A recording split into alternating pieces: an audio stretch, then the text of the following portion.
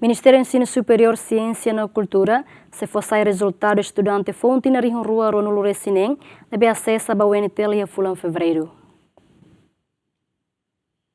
Antes ne Ministro do Ensino Superior, Ciência e Cultura, José Honório Atete, resultado estudante fonte na rua no Resine, se fosse e a Fulano Janeiro ne. Mas betul José Honório, Fulano lá consegue fosse resultado, também da ne equipa se halau hela correção do ponto exame, to agora se dá finaliza, numa lista do estudante fonte na rua no Resine, se fosse e a Fulano Fevereiro. Sim, Laura Atete kata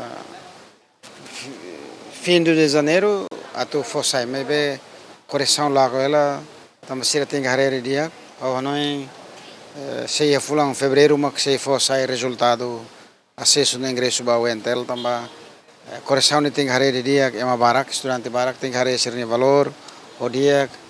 até não é labele sala, nabe, ou não meado de fevereiro se labele fosse aí no resultado. La tarde na tom ela também processo né maka correção né maka tem que rigor itu ne bedia aquela la tarde sim será na fatia será russo ne regime né será russo na fatia sana mas ita continua foba será 4.000 será russo e pois colher será mas anesse tem hare valor né estudante será be valor bota anesse ita level russo que ela será tem mas tem que passar outro ba curso ne be será ele né não é simo na fat espaço lolo sih ela o entel mak tem zero dia que nem aula será também faculdade de rua agora eu na hera lá agricultura ou engenharia hera agora faculdade de turismo né mak agora ia campus central ou faculdade de filosofia no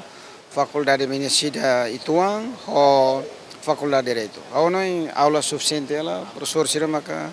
tem que zero ali dia horário para levar só que malo né. Terperido a Universidade Nacional Timor-Leste, o Ministério do Ensino Superior, Ciência e Cultura, Hamutu criou um tolo racing, mas betul despaço o Ministério do Ensino Superior, Ciência e Cultura, estudante fonsira nebe maxe acesso ao UNTL, Hamutu criou Lamberto da Silva, bem-vindo a Simenes GMN.